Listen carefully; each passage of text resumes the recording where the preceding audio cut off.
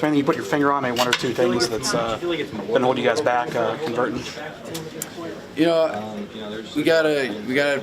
I think as a general third down, you gotta be able to make plays. You gotta make contested catches. You gotta, protect. Teams are gonna try and throw some different blitzes and stuff at you on third down.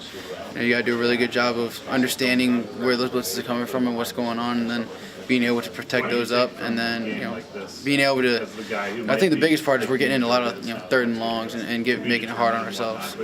We really don't have any third and threes, third and twos. We're all third and 6, 7, 8, 9, 10, all that kind of stuff. So we got to be better on first and second down to give ourselves a better opportunity to convert on third down. That's honestly probably the biggest part of it is having success on first and second down to keep us out of those tough situations where teams then can play man and then tee off on quarterbacks and stuff like that. Trace, when Tommy threw the interception and you came back in, how did you find out that you were going back in? Was it Ricky over the headset who told you? Was it Coach Franklin that told you?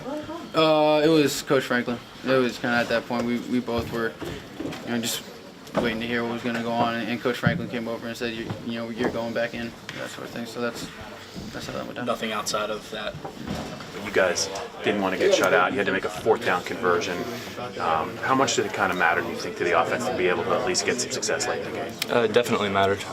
Every time we get on the field, we're trying to score points. Obviously, we want to get out and score touchdowns every time we're on the field. So, given what the score was and how much time was left, obviously I'm not going to say it didn't matter, but that was just the motto. We're telling guys, hey, we're going to go down and score this drive, and if we get a chance to get the ball back, we're going to try to score again. So that doesn't change. And I'm sorry, I know that I missed this, but on the interception, who were you trying to throw the ball to? Was it Brandon coming back? Yeah, up the sideline, trying to get the ball to Polk. Seeing him flash up the sideline a little bit. I was rolling left and tried to get in, and kind of slipped out of my hand a little bit. Obviously, threw the ball right to the kid, and so that's one that I got to learn from. Obviously, I know better than to roll left and try to get the ball to the sideline. So that's one that I just got to bite and take what I can get and move on to the next play. I think we have to bounce back and just know that what happened there is behind us now.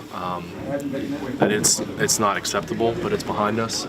That we look at this and say, it doesn't even matter. It doesn't matter what's happening. We still go out there and play hard and try not to let them score on defense. Jan, do you think you guys are better than you showed today? Yeah, it was 14-0 at half. Really, we had that field goal block that got called back. It's 7-7. That changes the whole entire football game. It changes all the calls. Everything from their calls to our calls. They had I think they had 3 explosive plays in the first half, which hurt us. Otherwise, we were playing pretty good defense. We come out in the second half. I think we'd stop them maybe. First 3 drives, I think we stopped them. We're still playing good. I don't think the score really showed how close it was at the end of the game. It's been over 100 weeks since you guys have had to deal with a loss like this. How do you deal with this kind of going forward? I say you just look at the mistakes and you move forward. It's not something you want to dwell on. We're not going to let this game affect us next week. How's that? What makes you say that? We're just going to look at the mistakes that we had, and then we're going to put it in the behind us. We can't dwell on this game. Obviously, there's a lot of things that we want to have back, but we can't dwell on it. Like I keep saying, we're just going to look at the things we need to correct, make those corrections on Monday, and then put all that effort into Wisconsin. Did they do anything that surprised you offensively? Not necessarily, give those guys a lot of credit.